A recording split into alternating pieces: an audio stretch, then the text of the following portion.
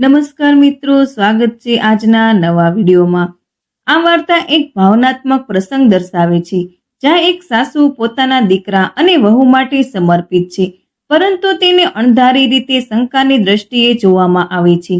આખરે સત્ય સામે આવી જ જાય છે કે તેઓએ મોટી ભૂલ કરી છે।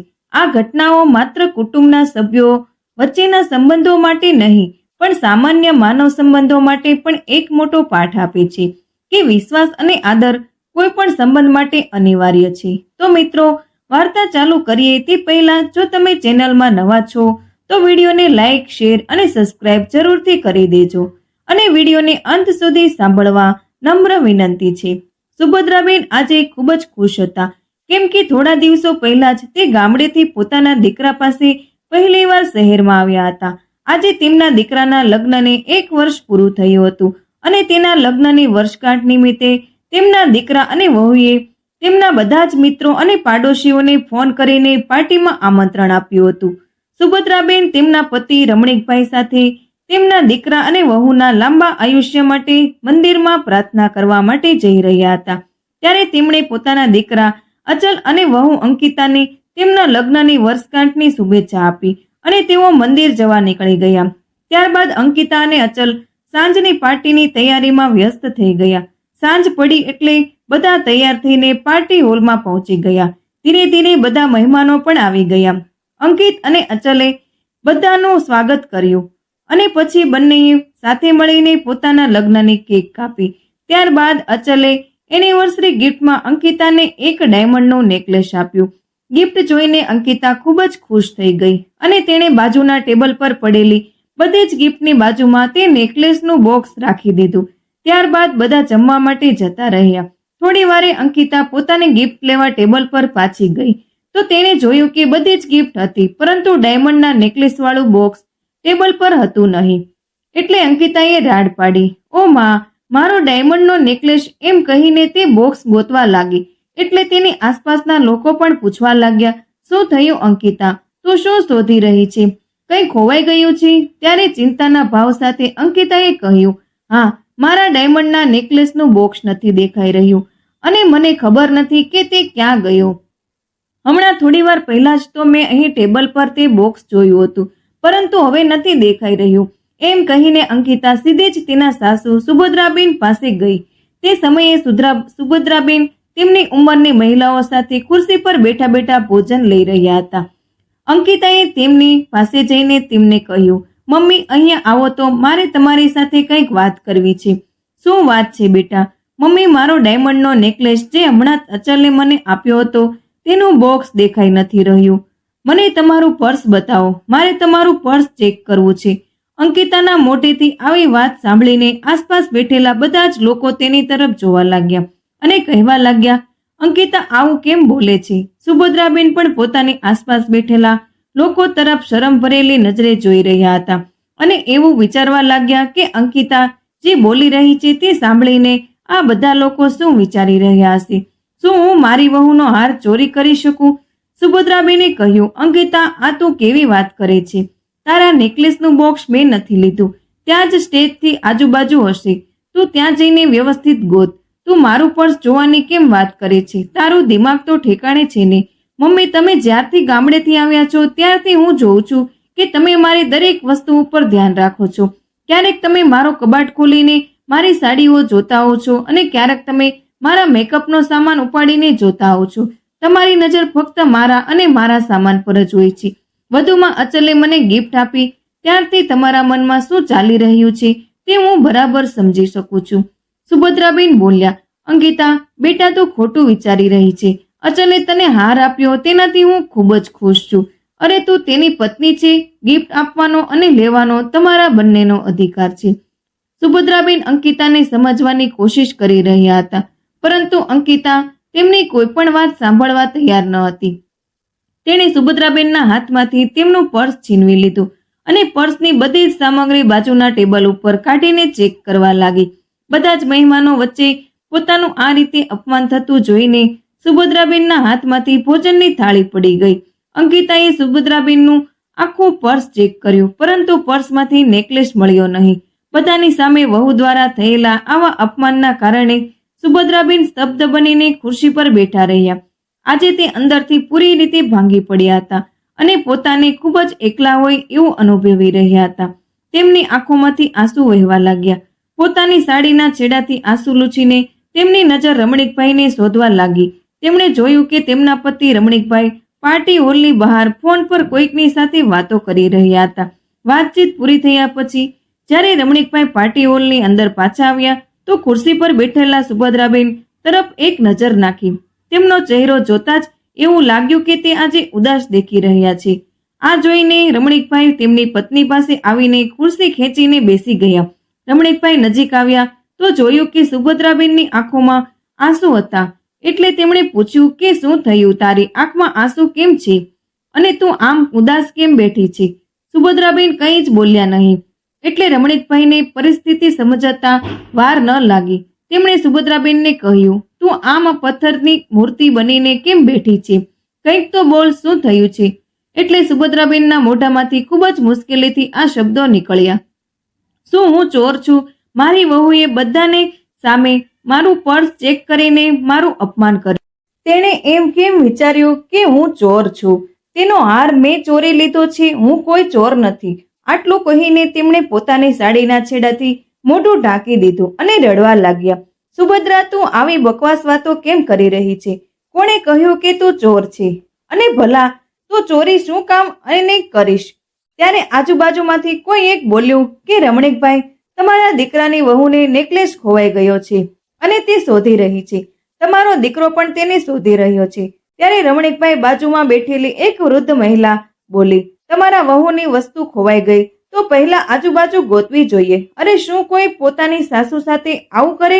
તેણે તો બધા લોકોની સામે સુભદ્રાબેનના પર્સની તપાસ કરી, જાણે તેની સાસુ ચોર હોય અને તેનો હાર ચોરી લીધો હોય. અરે પાર્ટીમાં તો ઘણા બધા લોકો હાજર છે, તો થોડી તો શરમ કરવી જોઈએ ને.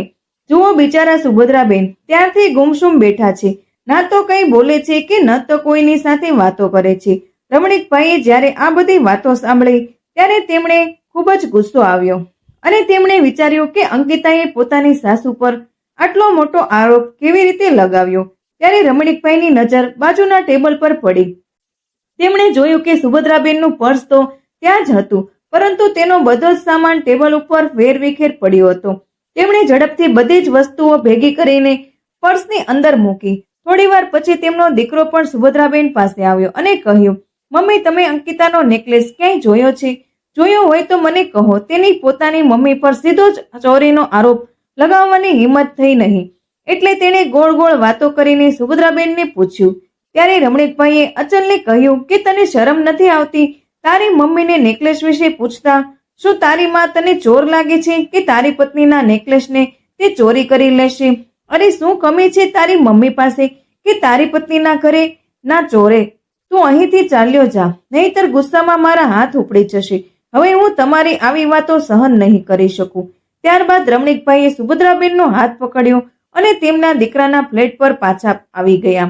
પરંતુ તેમનો દીકરો અને વહુ હજી પાર્ટી કરી રહ્યા હતા. ઘરે આવ્યા પછી રમણીકભાઈ સુભદ્રાબેનને સમજાવવાનો પ્રયાસ કરવા લાગ્યા અને કહ્યું, તું ચિંતા ન કર, અંકિતાને આવા દે. હું તેને કહીશ કે તેણે બધાની સામે આ રીતે તારું પર્સ ચેક કરીને સારું નથી કર્યું. અને અચલે તેને એકવાર પણ ઢોકી નહીં કે તું મારા મમ્મીનું તપાસ ના કર.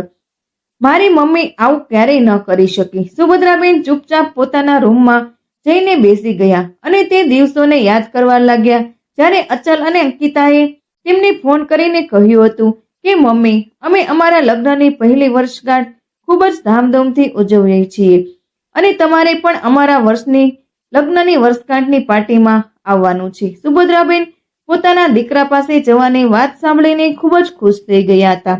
આજે તે પહેલી વખત પોતાના દીકરાના ઘરે જઈ રહ્યા હતા, કારણ કે અચલ જ્યારથી શહેરમાં નોકરી કરવા ગયો હતો ત્યારથી જ્યારે પણ તેની યાદ આવતી ત્યારે તે અચલને પોતાના ગામડે ઘરે બોલાવી લેતા હતા. અચલ પણ ત્યાં એક રૂમમાં એકલો રહેતો હતો, એટલે તેઓ ત્યાં જઈને શું કરે. પરંતુ જ્યારે તેના લગ્ન થયા ત્યારે તેમણે એક મોટો ફ્લેટ ખરીદી લીધો અને તે બંને તેમાં આરામથી રહેવા લાગ્યા.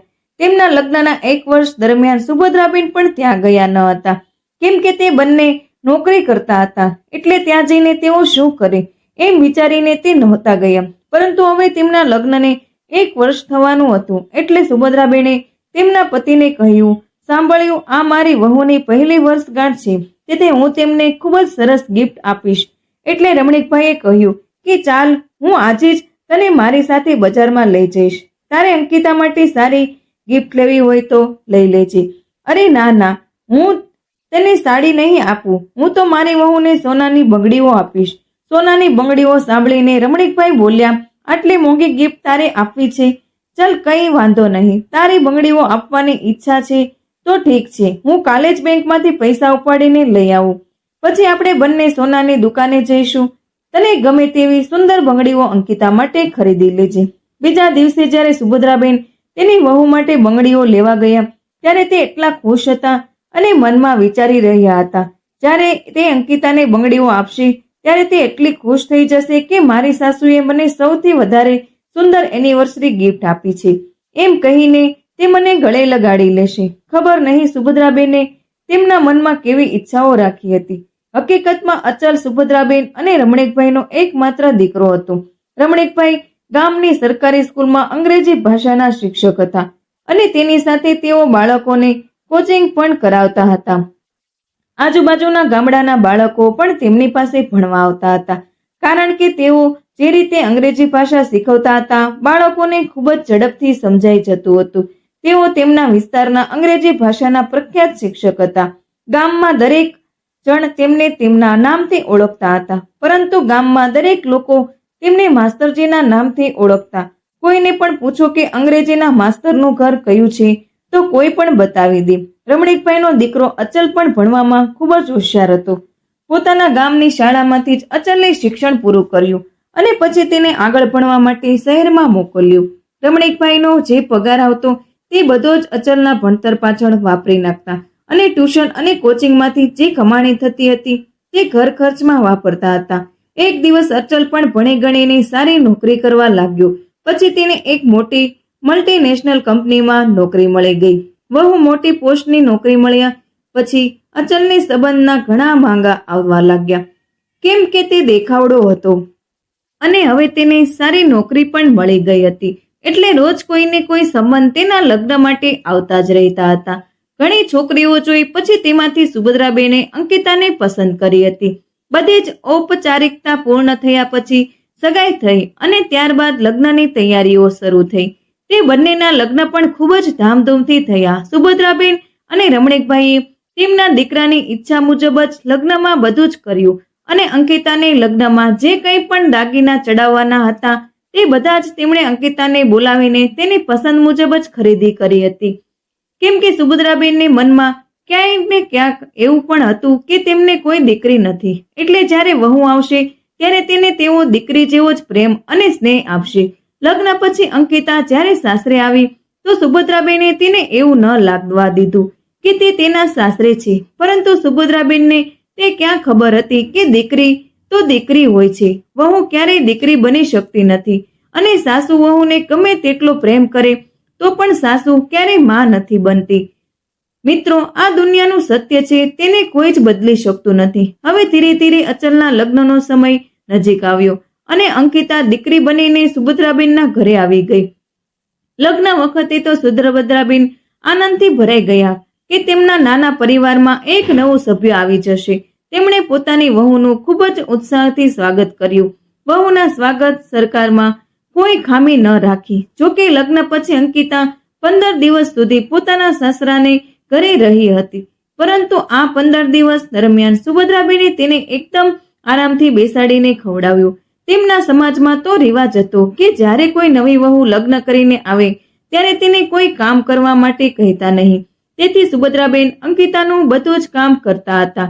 જ્યારે બીજી વાર અંકિતા તેના સાથે આશરે પણ આવી પહોંચી. જ્યારે અંકિતા બીજી વાર તેના સાસરે પાછી આવી ત્યારે તે ફક્ત 2 દિવસ રોકાઈ હતી અને પછી અચલની સાથે નોકરી પર ચાલી ગઈ હતી. એટલે સુભદ્રાબેનને પોતાની વહુ સાથે વધુ સમય વિતાવવાનો સમય જ ન મળ્યો. તેથી તેઓ તેને બરાબર સમજી શક્યા ન હતા કે અંકિતાનો સ્વભાવ કેવો છે, તેને શું ગમશે, શું નાપસંદ છે, તેનું વ્યક્તિત્વ કેવું છે. મિત્રો, જ્યાં સુધી આપણે કોઈની સાથે રહેતા નથી ત્યાં સુધી આપણે તેના ભાવ વિશે કંઈ પણ કહી શકતા નથી. જ્યારે આપણે તેની સાથે રહીએ છીએ ત્યારે જ આપણને તેના સ્વભાવ વિશે ખબર પડે છે. આજે સુભદ્રાબેન અને રમણીકભાઈની પણ આવી જ હાલત થઈ હતી. તેમના દીકરાના ફ્લેટમાં રૂમમાં બેસીને સુભદ્રાબેન આ બધું વિચારી રહ્યા હતા. ત્યારે અચાનક તેમને કોઈના આવવાનો અવાજ સંભળાયો. જ્યારે સુભદ્રાબેને દરવાજો ખોલ્યો તો સામે પોતાના દીકરા અને વહુને ઊભેલા જોયા. આખી પાર્ટી પૂરી કરીને રાત્રે લગભગ 1 વાગે બંને ઘરે પાછા આવ્યા હતા. સુભદ્રાબેને શાંતિથી દરવાજો ખોલ્યો અને પાછા પોતાના રૂમમાં આવીને બેસી ગયા. અચલ તેમને કંઈક કહેવા માટે આગળ વધ્યો, પરંતુ સુભદ્રાબેને કહ્યું કે અત્યારે કંઈ પણ કહેવાની કે સાંભળવાની જરૂર નથી. રાત બહુ થઈ ગઈ છે, રાતનો 1 વાગ્યો છે, એટલે ચૂપચાપ તેઓ રૂમમાં જઈને સૂઈ ગયા. ત્યારે રમણીકભાઈ પણ સહેજ ખખડાટના અવાજથી જાગી ગયા અને પૂછ્યું, શું થયું સુભદ્રા, તું કેમ હજી સૂતી નથી? અને બહારથી કોનો અવાજ આવી રહ્યો હતો? કંઈ નહીં, અચલ અને અંકિતા પાર્ટીમાંથી આવ્યા છે. ત્યારે સુભદ્રાબેનને યાદ આવ્યું કે અંકિતા માટે જે સોનાની બંગડીઓ લઈને આવ્યા હતા તે સોનાની બંગડીઓ હજી તેને આપી ન હતી, કેમ કે તેઓ બંગડીઓ આપે તે પહેલા જ તે બધું થઈ ગયું હતું. પરંતુ એક માનું હૃદય હોય છે. આટલું બધું જ થયા પછી પણ સુભદ્રાબેને રમણીકભાઈને કહ્યું કે એવું કરીશ કે આપણે બંગડી કાલે સવારે આપી દઈશું. ત્યારે રમણીકભાઈ પલંગ પરથી ઊભા થયા અને સુભદ્રાબેનને કહ્યું, ના સુભદ્રા, હવે આ બંગડી નથી આપવી. આપણે કેટલા હરખથી વહુ માટે આ બંગડી લઈને આવ્યા હતા, પરંતુ તેણે તારી સાથે જે કર્યું તે તું કેમ ભૂલી ગઈ? હવે હું આ બંગડી ક્યારેય નહીં આપવા દઉં. પોતાના પતિની સામે સુભદ્રાબેન કંઈ બોલી શક્યા નહીં, કેમ કે તેમને પણ તેમની વહુનું આવું વર્તન ખરાબ લાગ્યું હતું. સવારે 8 વાગ્યા સુધી બધા સૂતા રહ્યા, કારણ કે પાર્ટી મોડી રાત સુધી ચાલી હતી. તેની કોઈ વહેલા ઉઠી શક્યા ન હતા. એટલે સુભદ્રાબેન ઉઠીને રસોડામાં ગયા અને રમણીકભાઈ અને પોતાના માટે ચા બનાવીને લઈ આવ્યા. જ્યારે તેઓ ચા પી રહ્યા હતા ત્યારે જ અચલ અને અંકિતા બંને જાગ્યા અને અચલ બોલ્યો કે મમ્મી, તમે એકલા ચા પીવાની બનાવીને પી લીધી, મારા માટે તો તમે ચા પણ ના બનાવી. એટલે સુભદ્રાબેને કહ્યું, ઠીક છે બેટા, હું હમણાં જ બનાવી દઉં. સુભદ્રાબેન ચા બનાવવા માટે જેવા જ ઊભા થયા તો રમણીકભાઈએ તેમને પાછા બેસી જવાનું કહ્યું અને અચલ સામું જોઈને કહ્યું, કેમ બેટા, તે અને તારી પત્નીએ કાલે તારી મમ્મી સાથે જે કર્યું એ જોઈને તને હજી પણ આશા છે કે તારી માં તારા માટે ચા બનાવીને આપશે? એટલે અચલે તેની મમ્મીને કહ્યું, મમ્મી, કાલે અંકિતાનો નેકલેસ તેની એક બહેનપણીએ અંકિતાના પર્સમાં જ રાખી દીધો હતો. મોંઘી ગિફ્ટ છે, ખોવાઈ ના જાય એમ વિચારીને, અને કેક કાપ્યા પછી તે બહેનપણી તેના ઘરે જતી રહી હતી, એટલે તે અમને આ વાત કહેવાનું ભૂલી ગઈ. પરંતુ થોડા સમય પછી જ્યારે અંકિતાના પર્સમાં રાખેલા ફોનમાં તેનો ફોન આવ્યો ત્યારે હું ફોન ઉપાડવા પર્સ પાસે ગયો અને જ્યારે મેં ફોન કાઢવા પર્સ ખોલ્યો તો અંકિતાના નેકલેસનું બોક્સ તેના પર્સમાં જ પડ્યું હતું. અને ફોન ઉપાડ્યો તો તેની બહેનપણીએ આ બધી વાત જણાવી. મને માફ કરી દો, અંકિતાએ જે તમારી સાથે કર્યું છે તે સારું નથી કર્યું. અંકિતાની નજીકમાં ઉભેલી જોઈને રમણીકભાઈએ કહ્યું, અંકિતા, તારી સાસુનું પર્સ જોતા પહેલા તારે એક વખત પોતાનું પર્સ ચેક કરવું જોઈતું હતું, પછી જ કોઈક બીજા ઉપર આરોપ નાખવો જોઈતો. ત્યારે અંકિતાએ કહ્યું, પપ્પા, કેટલી મોંઘી ગિફ્ટ હતી, તે ખોવાઈ ગઈ એટલે હું ટેન્શનમાં આવી ગઈ હતી. અને હું તો મમ્મીનું પર્સ એટલા માટે જોઈ રહી હતી કે કદાચ મેં ભૂલથી ગિફ્ટ તેના પર્સમાં તો નથી મૂકી દીધી ને. અરે ભલા, તું તારી ગિફ્ટ તારી સાસુને કેમ રાખવા આપીશ? તારી ગિફ્ટ તો તું જાતે જ રાખીશ ને. તે જાણી જોઈને બધાની સામે તારી સાસુનું અપમાન કર્યું છે. આ બધું હું બિલકુલ સહન નહીં કરી લઉં. અને તમને બંનેને શું લાગે છે કે હું મારી પત્નીને હાર પહેરાવી શકતો નથી? મારી પાસે અત્યારે એટલા રૂપિયા છે કે હું મારી પત્ની માટે તેનાથી પણ વધુ સુંદર હાર ખરીદી શકું છું. આજે પણ મને પેન્શન મળે છે અને આજે મારા 70 વર્ષ થયા છતાં પણ હું બાળકોને ટ્યુશન કરાવી રહ્યો છું. મારી પાસે એટલા રૂપિયા છે કે તારી મમ્મીને દર વર્ષે એક નવો હાર ખરીદીને આપી શકું છું. તો આજે એક વાત કાન ખોલીને સાંભળી લો કે મારી પત્ની પર કોઈ વાતનો આરોપ લગાવતા પહેલા 10 વાર વિચાર કરી લેજો, નહીતર મારાથી ખરાબ કોઈ નહીં થાય. પોતાના પપ્પાના ગુસ્સાને જોઈને અચલ સુભદ્રાબેન પાસે આવ્યો અને કહ્યું કે મમ્મી, મને માફ કરી દો, મારાથી મોટી ભૂલ થઈ ગઈ છે. આવી ભૂલ હું ફરી ક્યારેય નહીં કરું. કેમ કે અચલ જાણતો હતો કે તેના પપ્પા આજે તેને આટલી સરળતાથી માફ કરવાના નથી, પરંતુ માનું હૃદય ખૂબ જ કોમળ હોય છે અને તે તેને જલ્દીથી માફ કરી દેશે. એટલે અચલ તેની મમ્મી પાસે ગયો અને હાથ જોડીને માફી માંગવા લાગ્યો. સુભદ્રાબેનને પણ દીકરા અને વહુ પર દયા આવી અને તે બંનેને માફ કરી દીધા. પછી અચલે હસતા હસતા કહ્યું, મમ્મી, તમે તમારી વહુને લગ્નની વર્ષગાંઠ પર કોઈ ગિફ્ટ તો આપી નથી. તેને ગિફ્ટ આપવા માટે તમે કંઈ લઈ આવ્યા નથી. એટલે રમણીકભાઈએ કહ્યું કે બેટા, અમે તો સોનાની બંગડીઓ લાવ્યા હતા વહુને ભેટ આપવા માટે, પરંતુ હવે દેવાનું મન નથી થતું અને હવે મેં તે બંગડી તારી મમ્મીને આપી દીધી છે. જો કે તારી મમ્મીને આ બધી વસ્તુઓનો શોખ તો નથી, પરંતુ હવે હું ઈચ્છું છું કે તે આ બધી વસ્તુઓ પહેરે, જેથી લોકો તો એવું જ ના વિચારે કે અમારી પાસે કંઈ નથી, એટલે ચોરી કરી લઈએ. એટલું કહીને તેઓ ચૂપચાપ તેમના રૂમમાં ચાલ્યા ગયા. પછી જ્યારે 2 દિવસ બાદ રમણીકભાઈ અને સુભદ્રાબેન પોતાના ગામ જવા નીકળી રહ્યા હતા, ત્યારે સુભદ્રાબેને પોતાના હાથમાં એ જ સોનાની બંગડીઓ પહેરી હતી, જે તેઓ અંકિતાને ગિફ્ટમાં આપવા માટે લઈ આવ્યા હતા. તે ખૂબ જ સુંદર બંગડીઓ હતી. હવે જ્યારે તે જઈ રહ્યા હતા ત્યારે અંકિતા પોતાની સાસુના ચરણ સ્પર્શ કરવા માટે આવી. ત્યારે તેણે તેમના હાથમાં હીરા ચડેલી અને સુંદર નવી ડિઝાઇનની સોનાની બંગડીઓ જોઈ તો તે જોતી જ રહી ગઈ અને બોલી, મમ્મી, તમે આટલી સુંદર બંગડીઓ ક્યારે ખરીદી? આટલી સુંદર બંગડી તો મારી પાસે પણ નથી. ત્યારે નજીકમાં ઉભેલા અચલ અને મમ્મીના હાથમાં પહેરેલી બંગડીના વખાણ કરવા લાગ્યો. સુભદ્રાબેન આજે કંઈ પણ બોલી શક્યા નહીં. ત્યારે રમણીકભાઈએ કહ્યું, બેટા, જો કે આ બંગડીઓ અમે બીજા કોઈ માટે લાવ્યા હતા, પરંતુ હવે તે મારી પત્નીના હાથની સુંદરતા વધારી રહી છે. ત્યારે અચલ અને અંકિતા સમજી ગયા કે પપ્પા શું કહેવા માંગે છે, પરંતુ હવે તે કશું કરી શકે તેમ ન હતા, કારણ કે તેમને સુભદ્રાબેન સાથે જે વર્તન કર્યું હતું તે ખૂબ જ ખરાબ હતું. તેથી હવે તે બંગડી માંગી પણ શકતા ન હતા. પોતાની સાસુના હાથમાં આટલી સુંદર બંગડીઓ જોઈને અંકિતા મનમાં પછતાવો કરવા લાગી. તેનું મન બંગડી લેવા માટે ખૂબ જ લલચાઈ રહ્યું હતું, પરંતુ એક નાનકડી ભૂલના કારણે આજે તે સમાજ અને તેના સાસુ સસરાની સામે ખૂબ જ શરમ અનુભવી રહી હતી. આજે તેના હાથમાં આવેલી લક્ષ્મી પણ જતી રહી હતી. આ વાર્તા પરિવારના સંબંધો અને માનવ ભાવનાઓની ઊંડાણપૂર્વક સમજણ આપે છે. સાસુ વહુના સંબંધમાં વિશ્વાસની સાથે સંવેદનશીલતાનો અભાવ કેવો પ્રભાવ પાડે છે તે આ ઘટના પરથી સ્પષ્ટ થાય છે. અંકિતાએ જલ્દબાજીમાં અને શંકાના આધારે સાસુ પર આરોપ મૂક્યો, જે તેના અને પરિવાર માટે દુઃખદ બની ગયું.